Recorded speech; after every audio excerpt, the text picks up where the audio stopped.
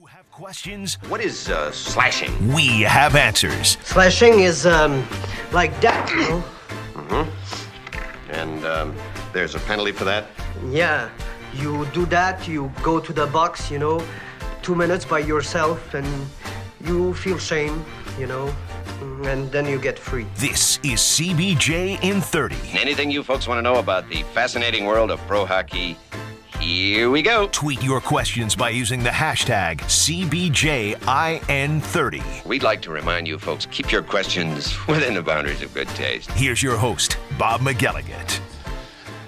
And welcome to another edition of CBJ in 30, taking it to the people today as we are outside of Nationwide Arena at Front Street Friday. Nice little celebration. Spend your lunch here with the Blue Jackets. Derek McKenzie will be here signing autographs in about 30 minutes from now. So if you don't know what you're going to do for lunch, and if you're in and around the downtown area, well, why not just come down here and enjoy your lunch with the Blue Jackets, and even more specifically with Derek McKenzie. So it's very nice that they set us up outside here today for Front Street Friday. Of course, there's you can hear music in the background. Perhaps there's a DJ across the way. I guess nobody figured I needed speakers for anybody here to hear me whatsoever. So I'm kind of just talking into a vacuum when it comes to the people here, but I'm talking directly to you through your phone or through the website. So, I mean, things happen. Now, there are things that fall through the cracks as time goes on. But, it's all about doing it and then perfecting it. Simple as that. So here we are outside Front Street Friday, outside of Nationwide Arena, taking your tweets today, your questions, your comments. And the hashtag that you need to use to send those in on Twitter is CBJIN30. That is CBJIN30. I believe Derek McKenzie is going to join me in just a little bit here. So when he does, we'll talk to him, find out what's going on with him. He had some off-season shoulder surgery, I believe it was, that he was getting done. So talk to him, see how he's feeling as we get into the latter part of the month here. But right now, the big story in hockey is going on in Pittsburgh, where they just started a press conference in Pittsburgh, and they're just cleaning house. They have cleaned house. As a matter of fact, there was plenty of rumors, not only rumors yesterday, there were people that were reporting that it was a done deal that Dan Bylsma would no longer be the head coach of the Pittsburgh Penguins. Penguins had their final locker clean-outs yesterday, and that was, of course, open to the media, and there was no availability for Dan Bylsma during that session yesterday, so that pretty much puts a writing on the wall for him. But it's official today. They have, well, here's what they have said. This is a joke. They've fired general manager Ray Shero, and he has been replaced on an interim basis by assistant general manager Jason Botterill. And the Penguins executive, CEO David Morehouse, I guess has danced away from saying explicitly that Bylsma is fired, only that the coaching staff will be evaluated by the new GM. Let me cut through all that. Bylsma's fired. Simple as that.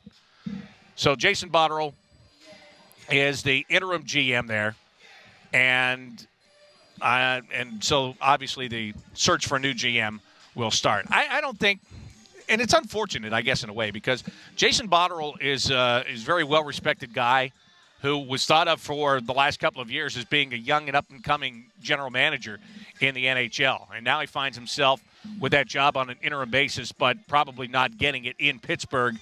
And then where does that put him after that? And the answer to that question might be, where does Ray Shero go after leaving the Pittsburgh Penguins? So yesterday, the story was that Bylsma was going to be out and that Shero was 50-50 as to whether or not he was going to stay or not. So right now the story is Ray Shero is out, and the coaching staff will be evaluated by the new general manager. So that's what's going on in Pittsburgh. See what happens when you lose?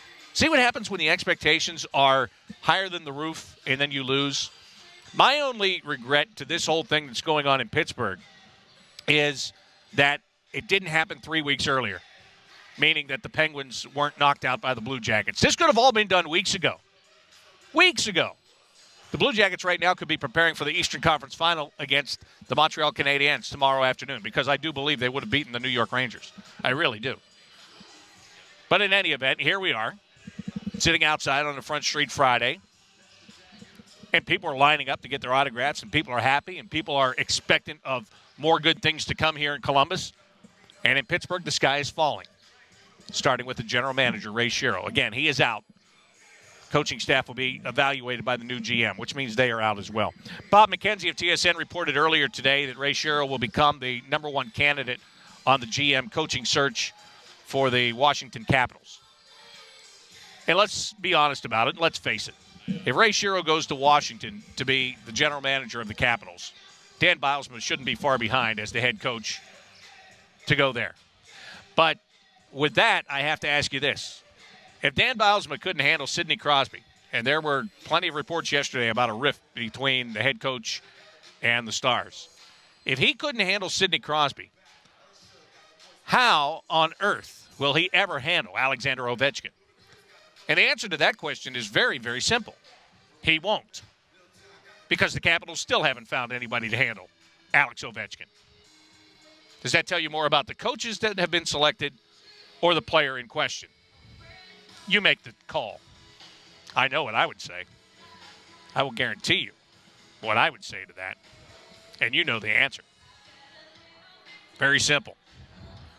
So that's what's going on in Pittsburgh tonight. Game 7, LA Kings, Anaheim Ducks. That's going to be in Anaheim this evening. That should be a great game tonight. I'm expecting it to be a great game. Two big teams, two physical teams, two teams that have good goaltending on any given night. Even with the young rookie, John Gibson, taking over in between the pipes for the Anaheim Ducks. He's been terrific. And on the other side, Jonathan Quick, already having won a Stanley Cup, and he's terrific too. So that should be a great game tonight. I don't expect that one to be a blowout. I really don't. I think that's going to be a gritty, down-to-the-wire, wait until the very last second to figure out who's going to win that game tonight. I know that the Ducks have the advantage because they're playing at home, but is there an advantage to playing at home in a Game 7? I heard this talked about somewhere yesterday. How much, if any, advantage is there? Because in Game 7s, and I forget who was saying this, but I thought they made a great point where the advantage in a Game 7 isn't necessarily where you're playing. It's getting that first goal. Because, first of all, in the second round of the playoffs, I think 20 of 23 games or something ridiculous like that have been decided by the first goal. Whoever scores first wins. But in a Game 7, it gets magnified by a million because whoever scores first immediately puts a ton of pressure on the other guys. And, you know, playing from behind in a Game 7 is not like playing from behind in Game 1 or Game 2. I mean, you got a lot of pressure in Game 7 because now you start to think immediately, what if we don't score? What if we don't catch up? What if? You start the game like that, and that's a lot of pressure. So I think that'll be a great game tonight between those two clubs, and then the Eastern Conference Final gets underway tomorrow afternoon, as a matter of fact, with the Montreal Canadiens taking on the New York Rangers in Game 1. That's going to be a great series. I really think it is going to be a great series. And Montreal's got to be feeling pretty good and flying high going into that one. But again, see how it all rolls out. We're here at Front Street Friday, right out in front of Nationwide Arena. You can come down here. You need lunch? How about a hot dog, drink, chips, $1 each here for Front Street Friday today. Derek McKenzie will be here, and he'll sign some autographs. There's already a line for that. There's a DJ here. I'm here. Stop by and say hello. There's a bouncy house. No, not for you adults. Not for you adults. For kids. You can buy some Stanley Cup merchandise. Still have some Stanley Cup merchandise available here. So be a good time downtown here on this Front Street Friday. All right, let's get to some of your questions that you can tweet in by using the hashtag CBJIN30. Elaine Shercliffe says, in honor of the Front Street Friday, I can't attend, that I'm rocking the CBJ plaid and the We Are the Fifth Line shirt. All right, Elaine, there you go. Rock it. Rock it wherever you are, even if you can't attend. You can be a part of it from afar. Absolutely. How's that? Let's see. Let's go down here. Got some questions. We had some things going on here. Where did they go? Somebody asked a question about Sidney Crosby. And, well, let's start with Vince. Vince says the Penguins firing Bausma is a year overdue. The problem the Bruins exposed in 2013 were only exasperated in the Blue Jackets and the Rangers series. Bilesman takes all the heat for this, but, he didn't necessarily take it yet today because he hasn't been fired. But, Vince, I think the problems that you're talking about in the sweep that the Penguins faced at the hands of the Bruins last year and the way they played through the playoffs this year was more of roster composition than it was coaching.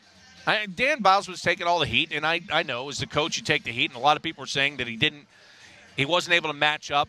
He wasn't able to make in-game adjustments. In fact, reading all those comments, I'm sitting here saying to myself, what do you mean he couldn't make in-game adjustments? I do believe he was the guy that put Crosby and Malkin on the same line and gave the Blue Jackets fits after a couple of games into that series. And they could never match up with him after that. Not consistently enough. That made a big difference. And I thought he matched up well with Todd Richards. And they were two guys that are, they come from the same background. And they were trying to, they were chess matching with each other there.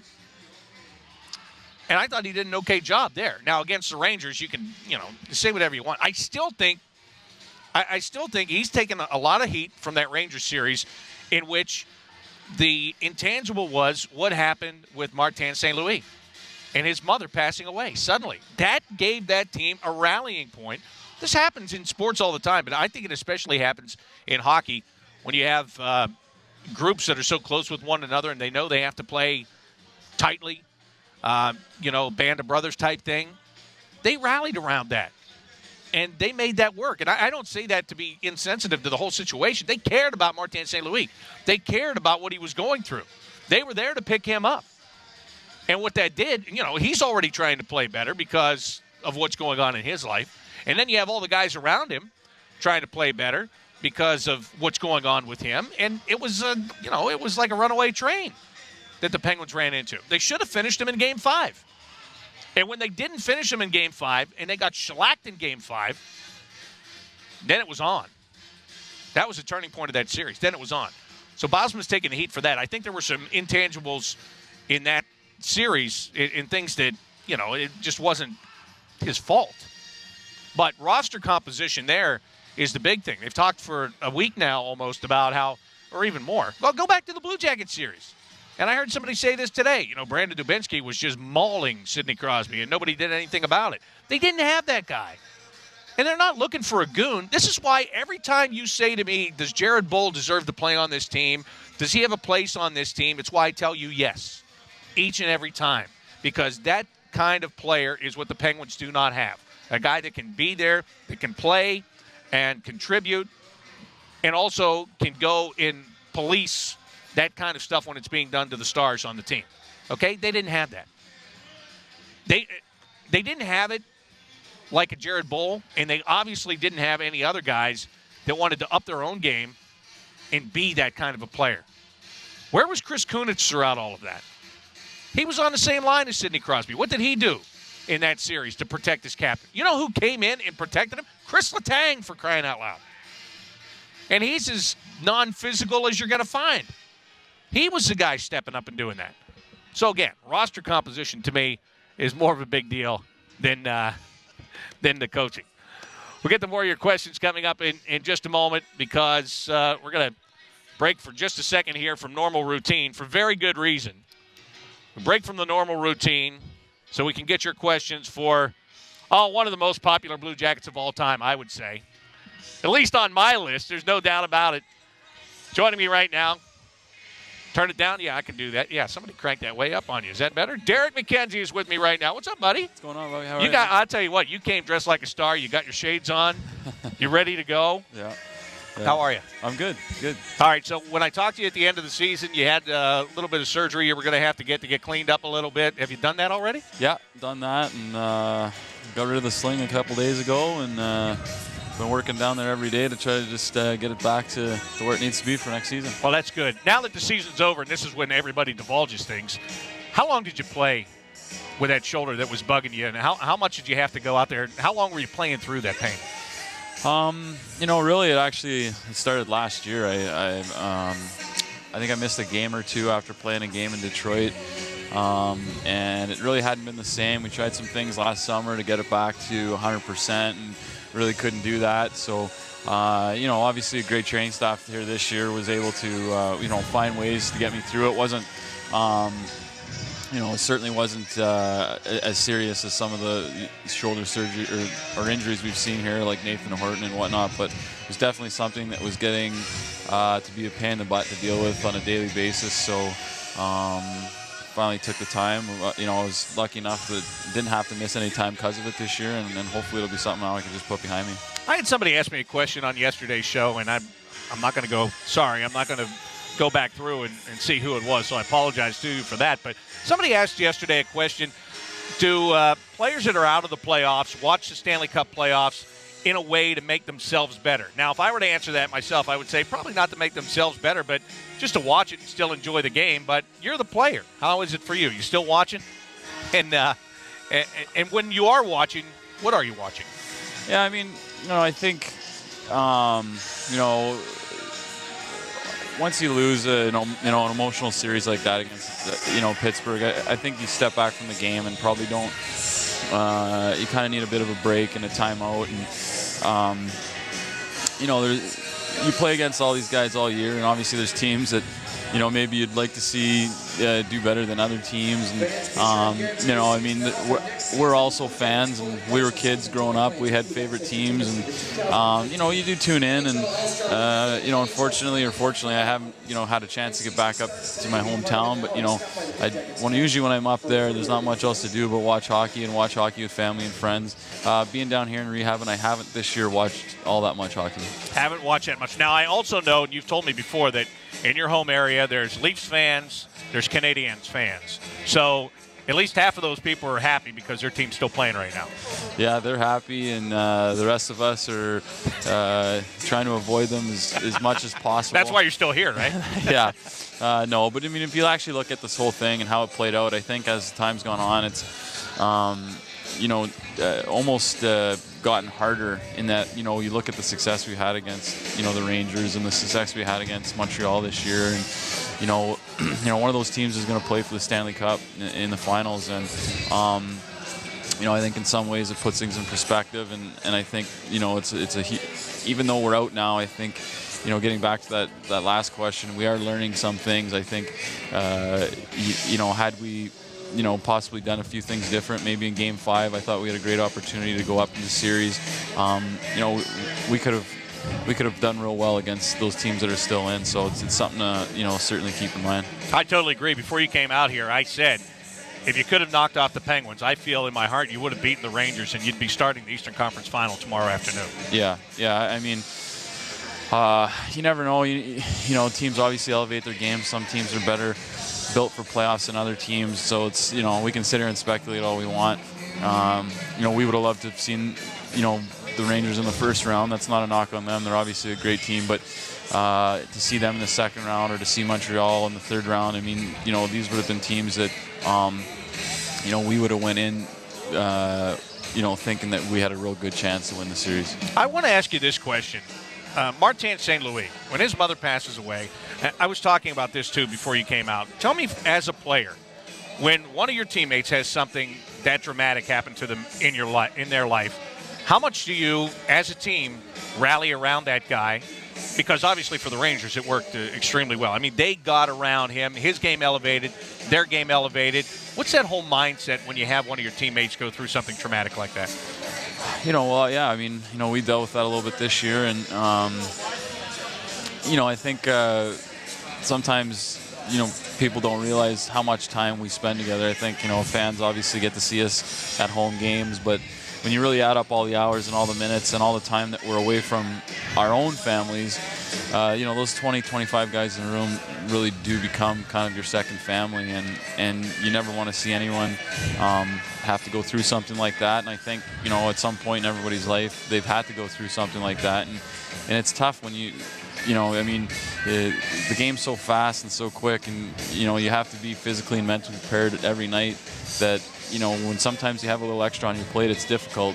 And that's when, I think, like St. Louis did, to have, all those guys to lean on and to pick them up and I guess coming to the rink and kind of realize that, I hate to say things could be worse, but in some situations, obviously they could be. I think it's a big help having a lot of those guys around. Talking with Derek McKenzie here on a Front Street Friday. He's going to be signing some autographs in just a bit. Jess P. is in line. She already sent a tweet saying, I'm tweeting you from the line, waiting to get Derek McKenzie's autograph. See, now I've had a lot of people asking me in the last couple of days and weeks we've been doing this show about unrestricted free agents and who's coming, who's going, and I know you're on that list right now. Any more insight for you? No, not really. I think, it's pretty simple. I think, as far as I know, they'd like to have me back, and I think everyone that knows me knows how much I love it here. So, that's obviously first and foremost. Hopefully, still have plenty of time here to get something done. And as far as I know, like I said, we've kind of, I think the Jackets in general, the players have stepped away for a few weeks. I think, management is regrouping and doing some things, and then, hopefully things will pick up here in the next few weeks. Yeah, and you have till the beginning of July. And I know you want to know your future and you want to know your status as a player, but I mean, given your choice, would you rather not be on that list when free agency opens in early July? Well, I mean, absolutely. But I mean, at the same time, not that I need to say this, but obviously these guys are going to take the time and do what's right for the team, and that's what's best. And when they sit back and see where this team wants to go, and if they think that I can be a part of that, then that's exactly what you want as a player. And that would be great. So obviously, I've got 2 young kids and a wife, and they love coming to the games, and we've been here for a long time, and we've been here through some tough times, and playing in those games, especially in the playoffs, it's kind of come full circle. It's a pretty good feeling around here, and it'd certainly be nice to be a part of that. All right, now that you've had some time to step away, how do you see this team? You've had a chance to reflect a little bit on the season and the way you played in the playoffs against the Penguins. How do you see this team? How close is this team to making that next step? And I know all of you guys want to do it, and that will be the expectation from the fans, too, at the start of next season. Well, I mean, I guess you just got to not hope. I think you're going to see it happen again, is that, you've seen some guys emerge this year and become really good hockey players in the NHL, and I think, I see this team being, a top competing team in this league when those players that I'm talking about, like Ryan Johansson and Ryan Murray, Boone Jenner, Matt Calvert. I mean, starting at the top with Ryan, I think Johansson has an opportunity to be maybe one of the best players in the NHL. And if you look at some of the teams that have a lot of success, the Blackhawks with Jonathan Toews, and obviously Pittsburgh with Sidney Crosby, and you go down the list, the teams that consistently can make it to the playoffs and consistently can compete for a Stanley Cup are teams that have obviously those pretty special players. And so, I'm looking forward to it. They're such great kids. You go down the list like with Boone and Ryan Murray. I mean, those guys come in and put their head down and just help the team. They're great players. They're going to be great players for a long time. And I think if those guys can continue to keep doing what they're doing, then this team's going to look good for a long time. All right, Derek, let me ask you one more thing, and I'll let you go. I know it's almost time for your autograph signing here at Front Street Friday. But a lot of people have asked me this question, too, in the last couple of weeks. And being a player, I want to get your take on it. You were a captain before in your career. You've been a captain in the American Hockey League. A lot of people are asking, will this be the year that there's a captain? And the way I want to frame it to you is, how important is that for this team? Because it seems like you guys just kind of distributed the duties and the responsibility, and nobody was looking at the guy next to them. Everybody was looking at each other. Yeah, I mean, getting back to the original part of that question, how important is it? I think that depends on the makeup of your team. I think obviously,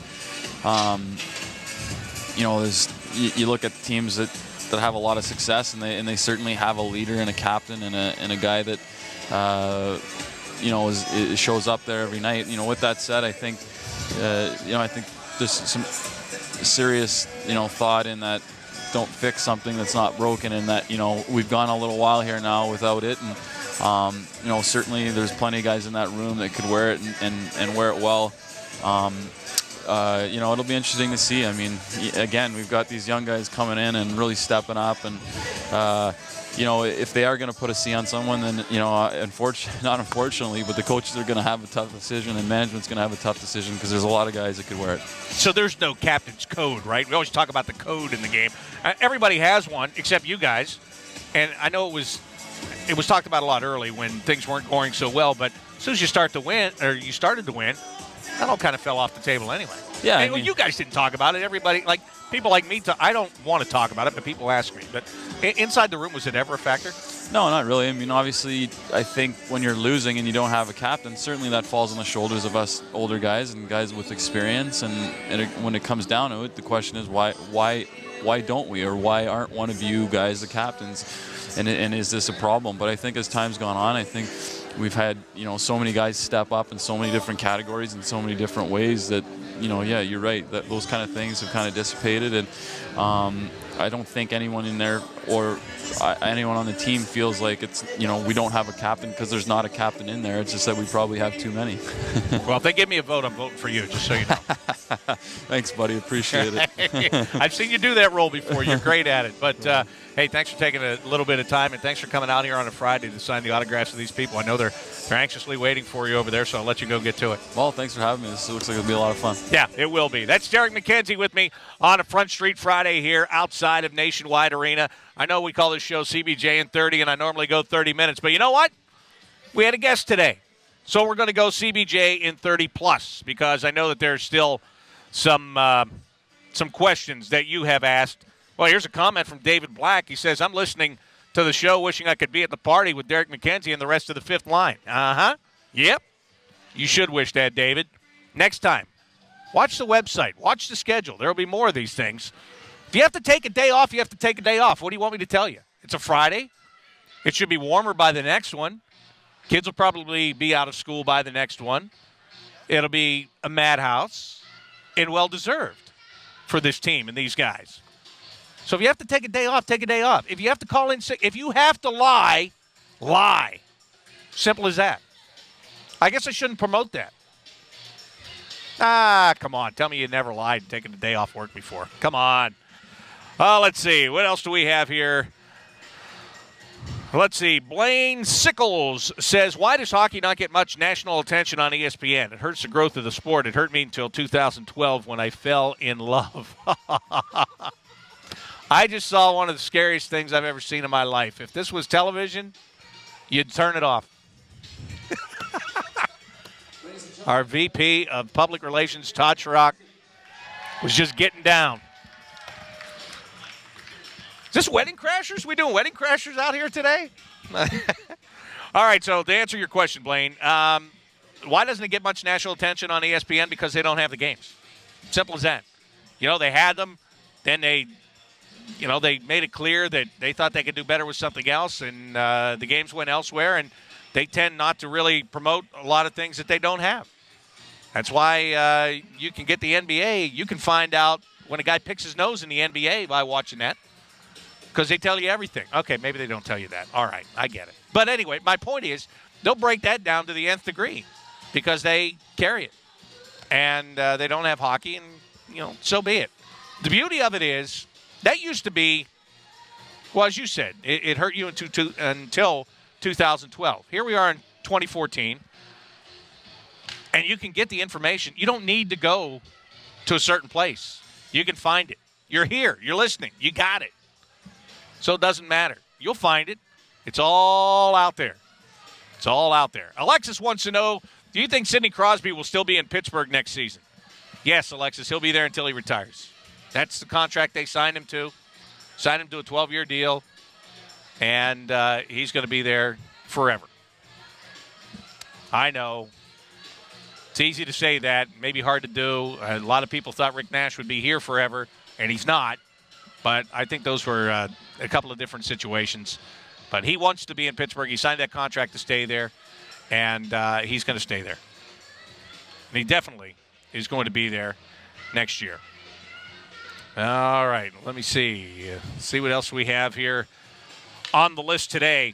Matthew Strasser wants to know, is there going to be a flourish of young guys bidding for an NHL spot this coming year? And if so, who has the best chance? Let me put it to you this way, Matthew. I hope not. And I don't think there should be. Because here's what you're normally talking about when you talk about a flourish of young guys that are looking for a spot. That means your team's not very good. That means you're looking for new guys, young guys. You're regrouping, you're reloading, you're rebuilding, however you want to say it. You know?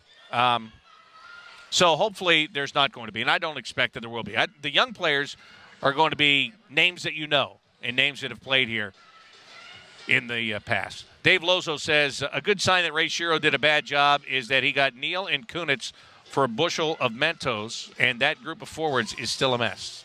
That's a pretty good point. You know, there's a lot of talk about James Neal maybe getting dealt from there now. And when you think about it, why? Why? What? The reason is because they don't have anything. Because the cupboard is almost bare. And they've got that guy with a lot of money tied up in him. And they might have to deal that guy and get two guys for less money to fill two spots up front. And for James Neal, see, and this is why, you know, Ray Shero did a great job trading, did a terrible job drafting. That's where the fault is. It's in the drafting. And now, by the way, it's been 5 years, and in 5 years, you should be generating some new blood, new talent. And they have a lot on defense, and it's all in the American Hockey League. And then you go out and you sign a guy like Rob Scuderi to a albatross contract. And what I mean is like putting a cement block around your neck. They go and they sign him to a 3-year deal, and now they're stuck with him for 2 more years. 3 or 4, whatever it was. Maybe it was a 4-year deal. So they're stuck with him for 3 more years. And they're, you know, it's hindsight 2020. Why was Simone Dupre not playing in the National Hockey League? Why was, you know, they got 3 or 4 guys. Bortuzzo finally got in during the playoffs, and that's because Brooks Orpik got hurt. Orpik's a guy that's out of there. Matt Niskanen is going to be out of there as an unrestricted free agent. But Niskanen came over in the James Neal trade. Why did Joe Nieuwendyk lose his job with the Dallas Stars? I'll tell you right now. Because he traded James Neal and Matt Niskanen to the Pittsburgh Penguins in exchange for Alex Goligoski. If there was one deal to say, that's not going to – that was the deal. What a horrible deal that was for the Dallas Stars. I don't care what Alex Goligoski does. The Penguins got so much production out of those 2 guys. That was a great trade. And that was one of the great trades that Ray Shero made. But the beginning of the end, in my opinion, came last year when – and I don't know if it's fair to say they panicked, but when they went out and they got Iginla and they got Brendan Morrow and they got Douglas Murray, I guess they did kind of panic. And what happened was they went out and they got a lot of guys that were like putting square pegs in round holes. And they didn't fit. They never had a place for Iginla to play. They wanted him to play on the other wing, and it was a mess. It was a complete mess. So this year they don't go that route. They go with the guys they have in the system, and you have a 5'7" Brian Gibbons playing on the wing with Sidney Crosby. And you have Crosby saying, well, you know what I like? I like his speed. Is Sidney Crosby telling the whole truth when he's saying that? I mean, really. Honest to God. Is Sidney Crosby saying, man, I hope I can play with Brian Gibbons? No. What's he supposed to do? What's he supposed to say? That's what he's got. He's got him and Lee Stempniak. That's what he's got.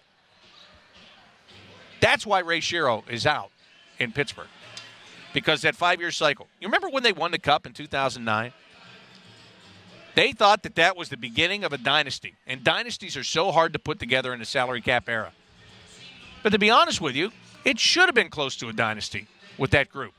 Fleury, Malkin, Crosby. Just those 3 guys. Letang in there. And now guess what? All of those guys are 5 years older.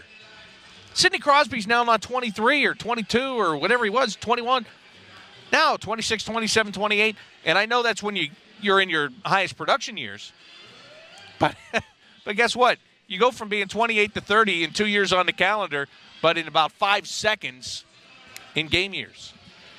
And all of a sudden it's gone, and your chance is out the window. The window of opportunity closes so quickly in this day and age. And that's why they're panicking. That's why they're doing what they're doing today, because the window's slamming shut on their fingers right now. Miles McQuinn wants to know, what do you think of the NHL potentially in Seattle? Do you think it would succeed? I think it would succeed. I don't know. I want to say I know it would. I can't say that. That would be too strong a statement, I guess. But I think it would. And I'll tell you why. Because they already have junior hockey there, which does all right. But even more importantly, well, in normal situations, you can't get a ticket to go see the Vancouver Canucks. Maybe now you can. But under normal circumstances, you can't get a ticket to go see the Vancouver Canucks. And Seattle is not that far from Vancouver. And you can pick up some of that fan base that'll come to your building and become fans and come to watch other teams and all that jazz. That's why I think it would work. And I think it would be a great rivalry between Vancouver and Seattle, as long as Seattle's a competitive team. But then again, Vancouver's not a competitive team right now. So what am I talking about? But I think it would work. I really, really, really do think that it would work. And I guess I saw a story this morning. What's the issue now? The city council doesn't want to move on building a new arena unless there's an NBA team that they can lock into it as well as an NHL team. And let's face it, the people in Seattle are watching Kevin Durant and moaning for the days of the Seattle Supersonics still. But guess what? To an extent, you guys blew that one. And that's why they're not there. Anyway, we continue. Let me see here. Find out what else we have. CBJ in 30. See what questions you have here today. As we're outside at the Front Street Friday, right outside of Nationwide Arena, Derek McKenzie was with me, and he was here for a little while now. He's sitting over there signing autographs right now. So if you're down and around the arena and you want to stop by, you can do that. You can get Derek's autograph. You can get a hot dog. You can get a drink. You can get chips for $1 a piece. You can do all of that. My good friend Jason dropped me off a hot dog. It's going to be a cold dog by the time I'm done. How am I supposed to eat this and do the show? How can I possibly eat that and do the show? Rob Mixer wants it. Here, take a cold dog. Have a cold dog. Do that. Darren Schaefer says, with one season of the conference realignment coming to a close, is there any conference that is shown to be stronger? Shown to be strong. They're so different. We talk about this throughout the course of the season. The way they're set up, they're so different. You have the Western Conference, which is kind of the big, tough, rugged conference, with the exception of Chicago. Chicago is, that they play like the Pittsburghs and Montreals. So I think they're similar. Some teams. Now again, you got the Bruins that play like the Kings and Ducks. You've got the Blackhawks that play like the Penguins and Canadians. So it's. I don't think there's not so much one that's different from the other. It's so, but that's what the team wants, or that's what the league wants now, right? They want this parity. They want everything to be pretty across the board, the same, that kind of deal. So I think they've got it. I think they have it right where they want it, to be honest with you right now. Joshua G. says, are we looking at upgrading the defense through free agency or the draft this offseason? What options are available? Well, again, depends who's there and how much it's going to cost. Matt Niskanen's coming off a career year with the Pittsburgh Penguins. He's going to get offered a lot of money. A lot of money. I don't think that's a guy that's going to fit the plans. I don't think the Blue Jackets, the way they're currently constructed, are not going to go out there and offer somebody a lot of money to play on the blue line. And I don't think they need to. But you might find a guy that you can give a little bit of money to, work him into your plans. Maybe he's a leadership guy. Maybe he's a veteran playoff guy. And you can work it that way. You can do those kind of things. But I don't think – you're not going to see them go out and get a guy for $4 or $5 million, $6 million and put him on the blue line.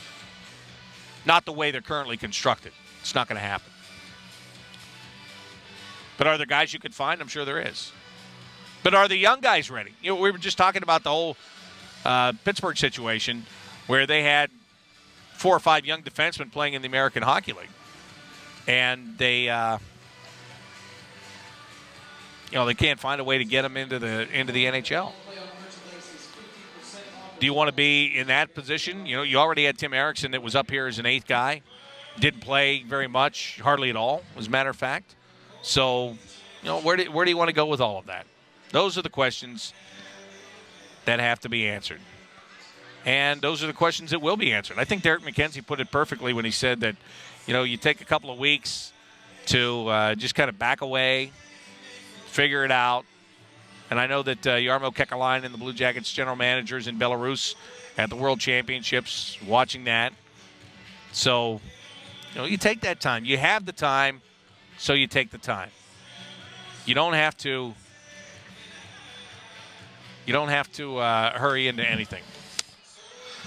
Let's see. You got Clubbed Brett wants to know, what is your favorite name to call as an announcer? Oh, man, what is my favorite name to call? I can tell you some favorites I've had in the past. When I used to do baseball, this goes back a long way. There used to be a young shortstop in the Kansas City system whose name was Alejandro Prieto. I used to love saying that guy's name. I wish he would have been better, and then he would have climbed the ranks, and I would have seen him when I got to AAA. But unfortunately, I never did, so I like that. I used to really enjoy Jean-Francois Labbé, who you'll remember played here for the Blue Jackets. Old JF was here for a bit. I used to enjoy that name. Right now, I actually do enjoy saying Martin St. Louis. I enjoy that. I don't know why, I just do. And your question was, what's your favorite? I guess I'll go with Martin St. Louis. How would that be?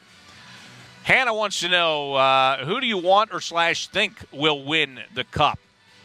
I don't. Who do I want to? I don't really care. Who do I think will? I said Chicago the other day. I'll stick with Chicago. I want to see what happens in the series against either the Ducks or the Kings with the Blackhawks. But I think they're tested, and guys like Patrick Kane and Jonathan Toews, and especially Jonathan Toews. You talk about a gamer. Talk about a guy that'll. If you said to me, who's a guy that you want on your team in that step-up moment, Game 7, need to have that goal, who are you going to take? I think I'm taking Jonathan Toews in that category because he is he's been money. He simply has been money. So I think I would go with him. What? Oh, I was looking at this one question. It's not even for me. I don't even know. I don't know how it wound up there. Oh, here's one. Kyle Murray says, how much Cal could a Calvert Cal if a Calvert could Calvert? A boatload is the answer to that question. A ton. I can get into other descriptions, but then I'll be off the air. So that's the answer to that question. Sean says, looking at how young the team is, which veteran free agent would you like to bring to the team? Well, Sean, it comes back to what I talked about earlier here. I don't know that there is a single guy, but again, who's going to be a free agent when it's time for free agency? That's the real question. As I was talking about with Derek McKenzie, he is expected to be a free agent. But what if the Blue Jackets sign him? Then he won't be. You try to get him bring him over here. We have this young man wants to get a picture, and he's standing in front of my table. What's your name? Christian, how are you, buddy? How old are you? 4 years old. How are you? Good. He's out here enjoying Front Street Friday. Good to meet you, buddy. You having fun? Yeah. All right. Go have fun. Appreciate it. Off to hockey? Yeah. Oh, beautiful. Have fun. Poor kid. They were trying to take his picture well in front of my table like I could be just... No, I'm not giving him a mic. Don't start. If I would have known he was going to say Rob Mixer should have a mic, I would have had somebody else take Christian's picture, not his dad. Anyway, young Christian was sitting there just trying to get in front of the table and get the picture. You're allowed to come over. That's what it's all about here. It's fun. There's still a long line to get autographs from Derek McKenzie. If you're listening to this on a podcast later, you missed it all. You missed all of it. Make plans to come down for the next Front Street Friday. There are people getting their pictures taken right now with a goalie cutout. If you have the desire to be Sergei Bobrovsky and never take a puck in the midsection, you can do that just by putting your head on the cutout and getting your picture taken. One thing I don't understand about that, though, so you're getting in front of a goalie cutout, so your face is up there. Basically, you're taking a picture that looks like you're a goalie that is not wearing a mask. What is this, 1930? I mean, what goalie would not be wearing a mask? I know, it's all about the aura of it. It's all about the effect. I get it. But again, there's a bouncy house here. There's hot dogs, there's chips, there's drinks. It's all at Front Street Friday, which we'll do throughout the course of the summer.